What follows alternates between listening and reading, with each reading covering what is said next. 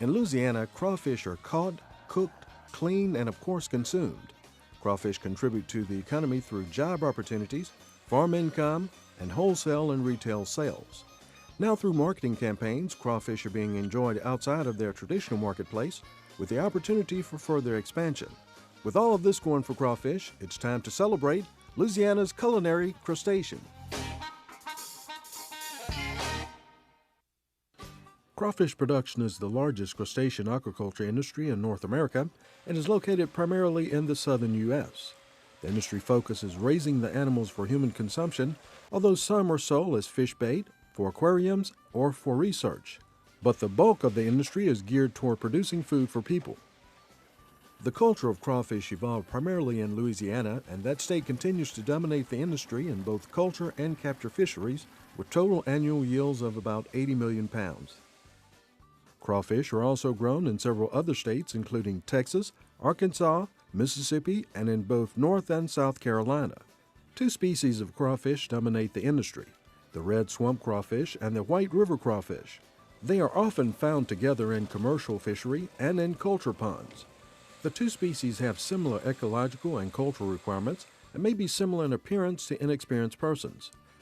Though the white river crawfish is often lighter in color, sometimes having a whitish appearance, color alone is an unreliable means for distinguishing them.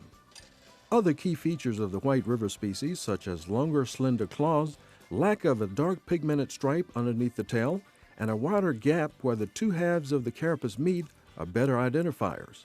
The abundance of each species varies among ponds, however the red swamp crawfish usually dominates and is preferred in the marketplace. Despite efforts to limit culture to the red swamp species, both are responsive to production methods. Crawfish aquaculture developed around an existing commercial fishery. Early immigrants took advantage of Louisiana's extensive wetlands to harvest game and fish and discovered that crawfish were excellent table fare. Crawfish thrive in the Mississippi floodplain of the Atchafalaya River Basin and are adapted to flooding and drying conditions common in this system. Their abundance and acceptance as a food source led to the commercial fishery industry. However, this fishery is seasonal and corresponds to extended periods of flooding. Harvest is highest in years when high water levels are sustained and low when water levels are low or floods short-lived. Farming practices began modestly in the 1950s. The industry became more commercialized in the 1960s when rice farmers and landowners began to expand with crawfish. Rice farmers have suitable flat land, much of the necessary equipment, and organic residue left over from the rice harvest. Crawfish was a logical choice for a second off-season crop. Because of expanding markets for crawfish and low profits for agronomic crops, land devoted to crawfish grew rapidly until the late 1980s, when it peaked at more than 130,000 acres in Louisiana. Most rice and crawfish farmers regard crawfish culture as a vital component of an integrated farming system. However, very few producers make their sole living on raising crawfish.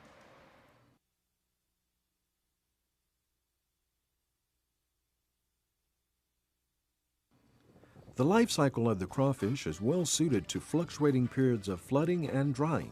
Sustained periods of flooding, either by nature or people, permit crawfish to feed, grow, and mature.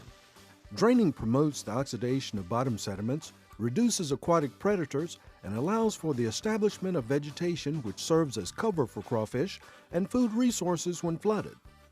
Crawfish survive the dry intervals by digging burrows for moisture and to avoid predators. Crawfish have adapted to reproduce within the protection of the burrow. Mating occurs in open water, and the female stores sperm in a protective receptacle, usually until she retreats to the protection of the burrow to spawn several weeks later. Burrows are simple, nearly vertical tunnels 2 or 3 feet deep. Entrances are often marked by the characteristic chimney and are found slightly above the water on pond levees or associated with puddles under drying conditions. Burrows usually contain a single female or a male and a female. Burrowing occurs at any time of the year, but mostly beginning in late spring as crawfish mature and ponds are drained. Survival in the burrow depends primarily on moisture in the burrow and health of the animal.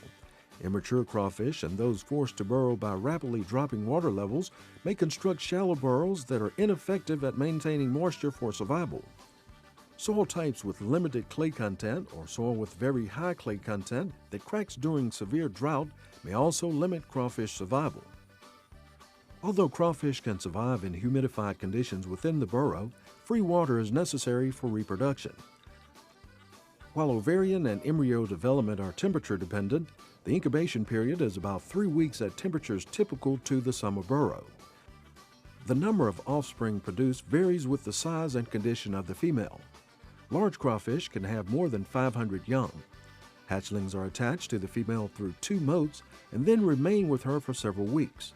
The female and her young must leave the burrow within a reasonable time because little food is available in the burrows and females are known to cannibalize their young.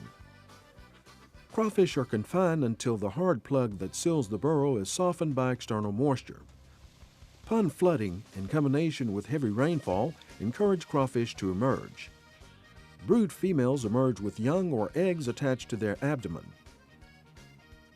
Hatchlings are separated from the females and become independent.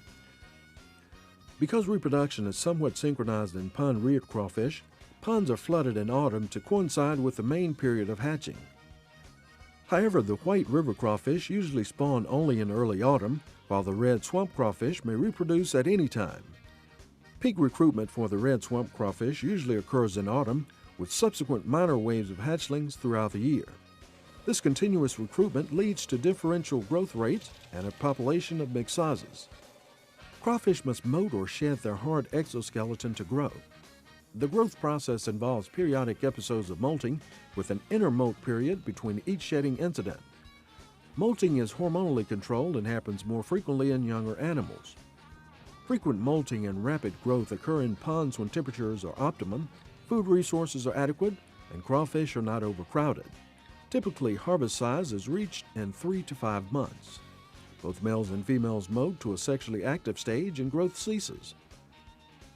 Sexually mature animals exhibit distinct characteristics such as darker coloration, enlarged claws, and fully developed sexual structures. Mature males develop prominent hooks at the base of the 3rd and 4th walking leg. The number of mature crawfish will increase as the temperatures of late spring increase. Females will mate after their maturity molt and begin the process of constructing burrows at the water's edge. Crawfish eat both plant and animal matter. Crawfish will consume plant material when no other food source is available. However, they get little nourishment from plant material alone. Decomposing plant material with its associated microorganisms called detritus is preferred and has a higher food value. Although crawfish can sustain themselves by eating detritus, the ability to use it as a main food source appears to be limited. For maximum growth, they must feed on high-energy seeds and the rich assortment of invertebrates and other high-protein sources available, such as worms, mollusks, and other crustaceans. The main role of the forage crop is to provide the fuel that drives the food chain, with crawfish at the top of the food chain. Because commercial production dictates high crawfish densities, and because the season is long, the food chain requires a forage crop that yields plant fragments consistently over the course of a season. Crawfish production requires an understanding of the natural life cycle processes, providing conditions that facilitate reproduction and growth, and a means to harvest. Current farming practices are based on annual hydrological cycles and conditions with little additional inputs. Flooding and draining mimics natural cycles, although the control achieved with aquaculture provides for the optimum conditions regarding timing and length of flood periods and a degree of control over water quality. Crawfish aquaculture relies on natural reproduction, so no hatcheries or nurseries are needed. Crawfish in commercial ponds depend on an available food web for nourishment. Supplemental feeding is not a common practice, nor has it been shown to be effective in increasing yield or harvest size.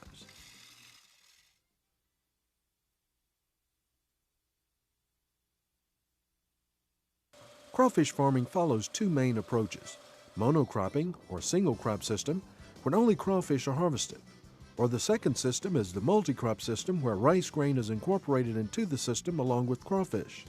In some instances, another agronomic crop is incorporated. The multi-crop system can be further broken down into 2 different management types. There may be several variations within any of these systems, but the basic cultural requirements for producing crawfish are similar.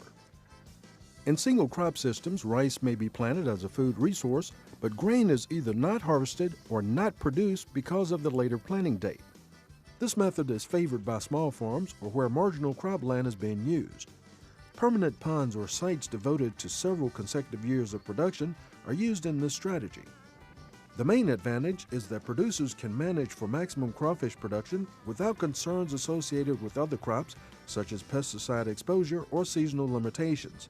Crawfish yields typically range from less than 200 pounds per acre in large low-input systems to more than 1,500 pounds in intensely managed ponds. Disadvantages of the single crop system include the need to construct ponds. In the multi-crop system, established rice fields serve this purpose. The cost of a single crop system is amortized to one crop only, and overcrowding usually occurs in several cycles, particularly in small ponds. These ponds often yield stunted crawfish that are difficult to market. Single crop farming begins with the construction of ponds that must be completed before early summer to allow the stocking of broodstock. Stocking typically occurs in late April through July. Because crawfish burrow into levees, major levee renovations after stocking can hurt production the following season. Ponds are drained several weeks after stocking and are prepared for the establishment of a forage crop. Native voluntary vegetation can sometimes be an effective resource and cheaper to establish, but it's unreliable and often insufficient for maximum crawfish production. Crops such as rice or sorghum Sudan grass have been the most effective forages for crawfish. Rice, however, is the preferred forage crop. Because of its semi-aquatic nature, it persists well in flooded fields and more consistently breaks down into basic food resources. Time of planting is probably the most important consideration in forage management. Farmers should plant early enough to maximize vegetative growth, but not so early that the plants reach full maturity. A crop that reaches full maturity before winter tends to become depleted prematurely. In Louisiana, the most appropriate time for planting ranges from late July to mid-August for rice and mid to late August for sorghum Sudan grass. The LSU Ag Center has developed the only rice variety specifically for use in single-crop ponds. Écrevisse, the French word for crawfish, was released in 2004 and possesses more of the desired traits for crawfish production than those varieties grown in commercial grain production. Écrevisse provides more forage biomass, better persistence under the extended flood conditions of a crawfish pond, and grows better after winter than other domestic varieties. Écrevisse is limited to single-crop crawfish systems because of its short grains and poor milling traits. While rice is more forgiving and typically easy to grow with adequate irrigation, sorghum Sudan grass may be more suitable where summer irrigation is not available or the optimum window for planting rice has passed. Sorghum Sudan grass grows fast, is drought-tolerant, and can be planted later than rice. Pond flooding can commence in September in rice fields and October where sorghum Sudan grass is established. Depending on growing conditions and crawfish density, harvesting may begin in early November in established ponds or as late as February or March in new ponds. Harvesting continues until the yield becomes so low that harvesting is no longer justified or is unprofitable. Not all of the crawfish are captured, so ponds typically do not have to be restocked. As crawfish mature, they will seek higher ground and retreat to burrows to survive the summer months and reproduce to populate the pond the following season. Usually ponds that remain in production for several years do not need to be restocked. Crop rotational systems that include crawfish involve rice harvesting or may include soybeans or another commodity in sequence. There are two different approaches to the co-culture of crawfish and rice. In both strategies, crawfish culture follows the harvest, and the forage crop for crawfish is derived from regrowth of rice stubble after grain harvest. Advantages of these double cropping strategies include efficient land use, labor, and farm equipment. Also, some fixed cost and the cost of rice establishment can be amortized over 2 or more crops instead of 1. One approach is the rice-crawfish-rice rotation. This system takes advantage of the seasonality of each crop to obtain 2 crops in 1 year in the same field. Rice is grown and harvested during the summer with fields reflooded in early autumn. Late winter and early spring are devoted to harvesting crawfish. In late spring, ponds are drained and rice is planted to begin the cycle. This approach is similar to the single crop system in that stocking is needed only in new ponds. However, the harvest season is often cut short to facilitate the planting of the subsequent rice crop. This cropping approach is most difficult to manage because yields of crawfish and rice may suffer because of constraints of timing, pesticide use, and other issues. This type of crop rotation accounts for a small percentage of producers because of the limitations placed upon it. However, under well-managed systems, crawfish yields can approach that of a well-managed single-crop system. The second and more common multi-cropping approach involves field rotation. In Louisiana, rice farms are normally composed of several fields managed independently, with some fields always out of rice production in a given year. Rice is not typically cultivated in the same field during consecutive years to aid in the control of weeds and diseases. As with the rice-crawfish-rice rotation scenario, crawfish culture follows the rice cultivation in the field rotation approach. Therefore, crawfish production does not occur in the same field in consecutive years. Rice is typically planted in early spring for greatest yields. When the crop reaches a height of about 12 to 16 inches, brood stock are introduced into the growing rice crop at low densities of about 40 to 60 pounds per acre.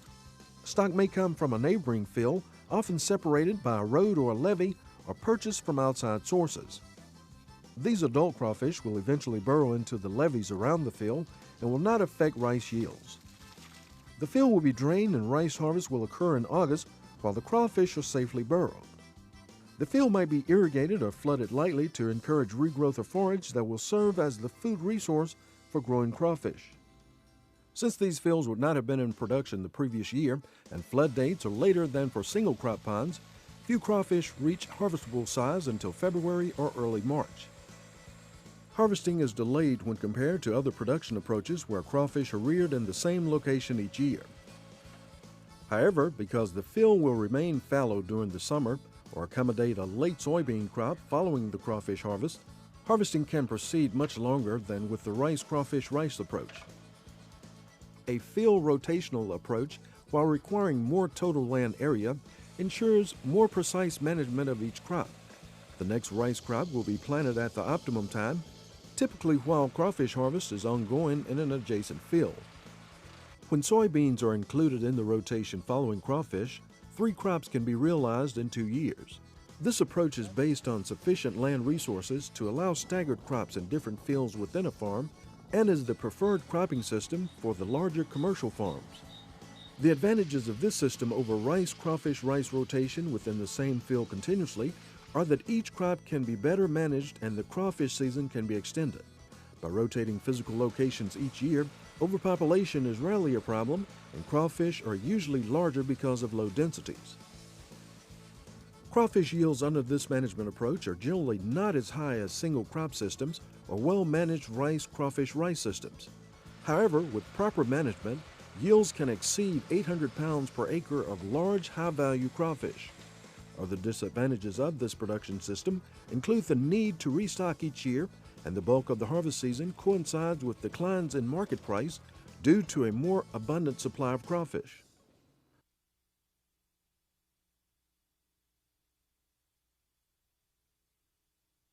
Groundwater and surface water are used in pond culture, and either is satisfactory provided the quality and quantity are acceptable.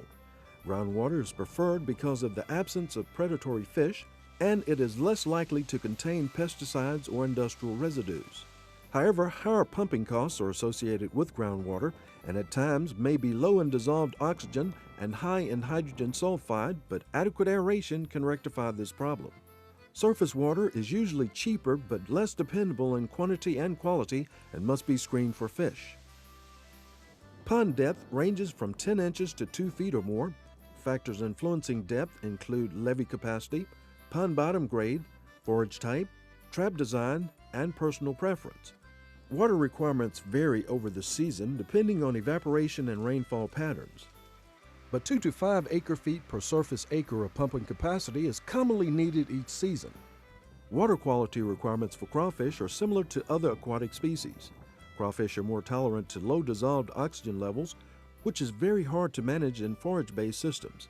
Mechanical aeration is not widely used.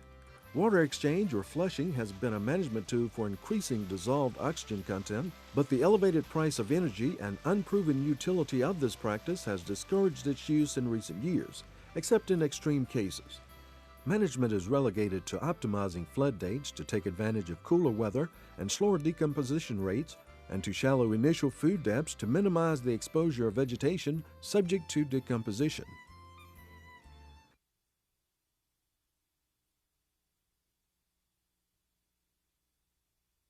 Heavy vegetative cover encompassing the pond area limits the harvesting options in crawfish aquaculture.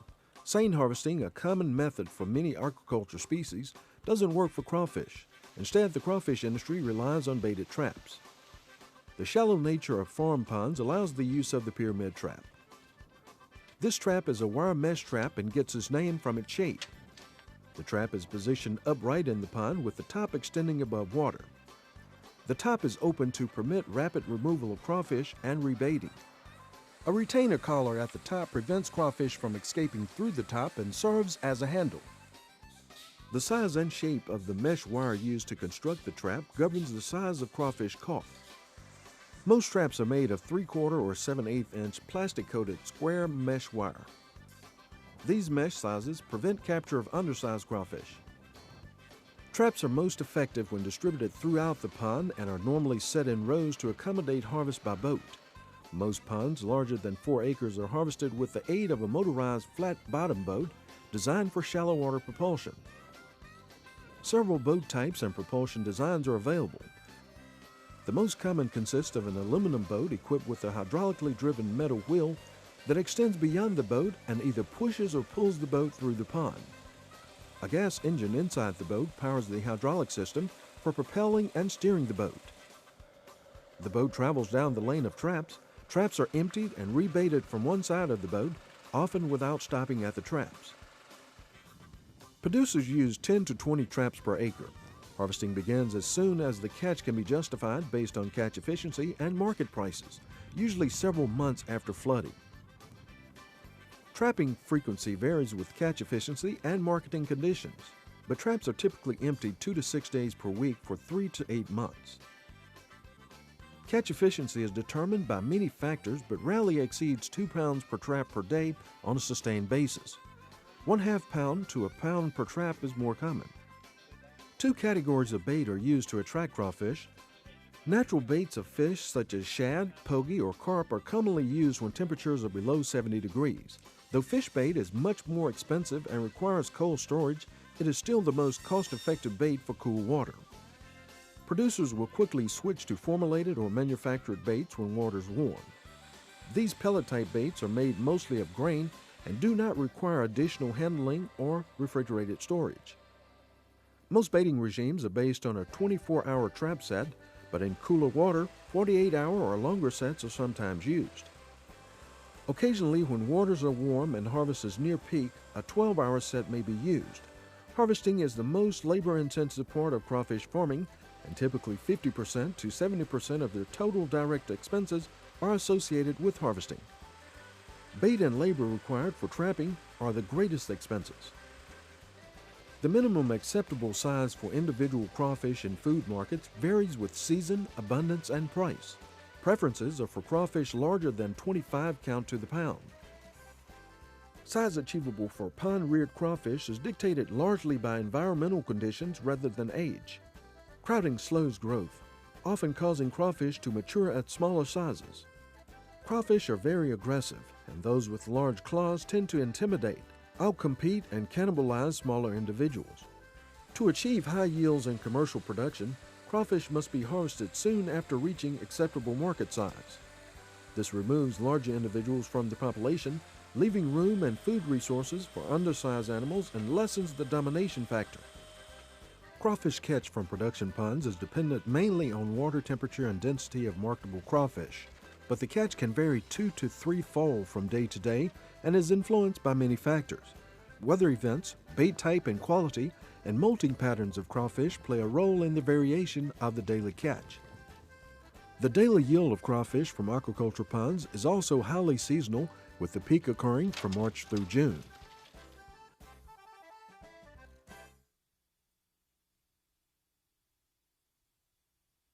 Fortunately, the peak production of crawfish in Louisiana coincides with peak demand. Most of the domestic supply is consumed in Louisiana and surrounding southern states, in particularly Texas and along the coast of Mississippi, Alabama, and Florida. Crawfish are initially marketed live for farmers, and a large portion of final sales to consumers are for live crawfish. Live crawfish demands the highest prices, with the largest animals bringing the premium prices. Producers of large crawfish have a competitive advantage, especially when the supply of crawfish exceeds demand. Most producers sell live crawfish to a primary wholesaler or processor, although a limited supply is sold directly to retail stores, restaurants, and consumers. Highest demand by consumers and restaurants is on weekends, with limited retail sales early in the week. The live product, with its restricted shelf life of no more than several days, largely dictates harvesting schedules and market plans. Shelf life also effectively limits regional and national distribution. Whether served in households or retail outlets, live crawfish are typically boiled and consumed hot and fresh in a festive atmosphere. Crawfish boils are generally associated with social occasions, and no food exemplifies the Cajun cultural atmosphere like boiled crawfish coupled with spicy vegetables and cold beverages. When crawfish are abundant or when live markets become saturated, a portion of the annual crop is processed and sold as fresh or frozen tail meat. The most popular processed product is cooked, hand-peeled, and deveined meat, which is sold in 12-ounce or 1-pound packages. This package may be packed with or without the yellow liver-like tissue, commonly referred to as the fat. This edible tissue is flavorful and an important condiment in Louisiana cuisine. The processed meat yield for cooked crawfish is about 15% of live weight. Immature crawfish yield 4 to 5% more meat than mature individuals because they have smaller claws and thinner shells. Cooking time and peeling technique can also influence meat yield because all processing is by hand. Crawfish meat is used in many ways and can substitute in many shrimp recipes.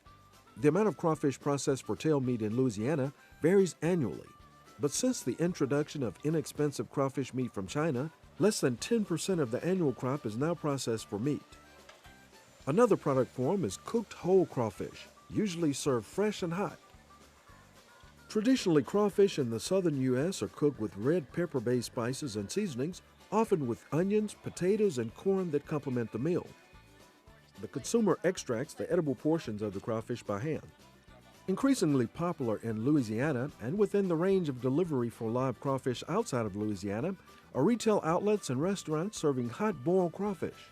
Small seasonally operated takeout outlets have developed wherever live crawfish can be readily obtained, and many businesses also cater boiled crawfish to large groups, parties, and festivals using custom boiling rigs. Grading by size is usually not practiced early in the production season when supply is low and demand is high for crawfish of all sizes. But as the volume of crawfish increases in early spring, size grading becomes a standard practice for servicing the market demand for large crawfish. Nearly all grading occurs at wholesale outlets or processing plants using modified vegetable graders or custom-made graders. Currently, no uniform size or grade standards exist for crawfish, as with other seafoods, hindering market development and expansion. But based on a number of production and marketing conditions, crawfish are typically graded into 3 classes. Larger crawfish are sold to restaurants, with the smallest being processed for meat or blended with larger individuals for large volume sales. Marketing of domestically produced crawfish has been complicated in recent years by imports of crawfish products. Nearly 16 million pounds of imported frozen processed meat and whole boiled crawfish, mostly from China, are brought into the United States. Although an anti-dumping tariff has been imposed by the U.S. Department of Commerce on much of the imported crawfish meat, damage to the U.S. processing industry has occurred, with nearly a 90% reduction in processing capacity in Louisiana. As a consequence, each year thousands of tons of smaller crawfish are not harvested for the lack of adequate live markets and processing infrastructure. Although demand for crawfish in Louisiana is high and markets are expanding in adjacent states, crawfish are in direct competition with products such as shrimp, prawns, lobsters, and crabs. Because of restricted geographical areas of production, seasonal supply, unstable prices, and cultural wars, crawfish sales nationally have been limited, but have increased in recent years, assisted by the foreign imports of frozen products. Supply and demand relationships are reflected in price variations from year to year and week to week during the harvest. Prices are highest in winter and early spring when supply is relatively low. Prices usually decline significantly in late spring and summer when supplies peak and demand for other locally produced seafood such as shrimp and crabs increases. In Louisiana, prices decline from 40 to 55% for field-run crawfish within several weeks during peak production if crawfish size decreases. But the price drop for larger crawfish is substantially less. In some instances, large crawfish command a wholesale price 2 to 3 times higher than medium or small crawfish. As a rule of thumb, the wholesale price for a pound of crawfish meat is 10 to 12 times higher than the wholesale price of a pound of live crawfish. To provide a more appealing product for live market, a small number of producers have adopted the practice of purging crawfish before selling them. Crawfish are confined in water or very humid conditions where food is withheld for 12 to 24 hours. This process cleans away mud and debris and eliminates or reduces digesta in the intestine, which consumers find unappealing. This method should not be confused with the practice of immersing crawfish in salt water immediately before boiling, which is not effective in evacuating the gut and is little more than an external wash. To encourage purging, crawfish are held in raceways or tanks within specially constructed boxes or baskets that are usually suspended in water. Equally effective but seldom used is a water spray system where crawfish are held in shallow pools of water under a constant spray or mist. Holding crawfish in aerated vats or purging systems under crowded conditions for more than 24 hours is not recommended because of the possibility of excessive mortality. Though purging increases the cost of the product, purged crawfish have higher consumer acceptance, particularly outside of traditional markets. Some people who have eaten crawfish for many years are accustomed to non-purged crawfish and do not find them objectionable, although many prefer purged if the cost was reasonable. The abrasive action of crawfish together during purging effectively polishes the shells. However, for non-purged animals and excessively stained batches of crawfish, processors may do further cleaning. External cleaning of live crawfish with ascorbic or citric acid and baking soda is becoming increasingly common. Crawfish are stored and transported in plastic mesh sacks. Sacks hold between 35 to 45 pounds of crawfish. This method is preferred over rigid containers such as totes because crawfish can be packed in a manner that prevents damage from claws, which can happen when animals are not sufficiently restricted. Sacks should not be packed too tightly to minimize crushing, but enough to restrict movement. Sacks of live crawfish can be transported in open bed trucks for short distances. However, wholesalers who haul live crawfish over long distances or large quantities do so in insulated trucks. Crushed ice is placed over the sacks in non-refrigerated trucks and in some cases, refrigerated trucks to reduce crawfish metabolism and maintain a high level of humidity which increases the shelf life of live crawfish. High survival during transport and storage begins by ensuring crawfish are handled properly and harvested from ponds with good water quality. Crawfish should be transported to on-the-farm coolers or to market as soon after harvest as possible and protected from excessive wind and bright sunlight. Sacks should not be stacked so high that crawfish on the bottom are crushed.